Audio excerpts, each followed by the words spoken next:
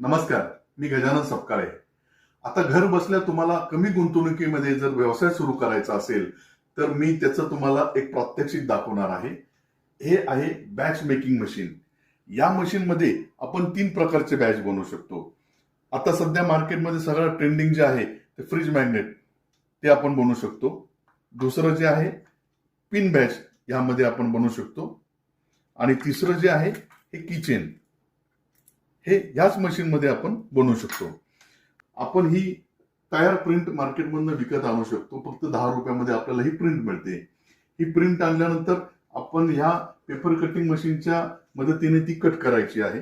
आता मी तुम्हाला छोटस एक कट करून दाखवतोय. ही मी आता इथे कट केली. ही कट केलेली जी प्रिंट आहे ती आपल्याला आता पंच करायची आहे.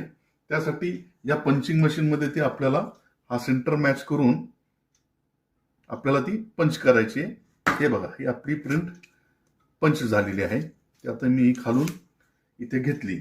आता आपल्याला फ्रीज मॅग्नेट बनवायचं आहे. त्यासाठी पहिलं आपल्याला ही प्लेट पहिल्या डायमध्ये ठेवायची आहे. त्याच्यानंतर आपण पंच केलेली प्रिंट इथे ठेवायची आहे. त्याच्यानंतर ही प्लास्टिक फिल्म आपल्याला याच्यावर ठेवायची आहे.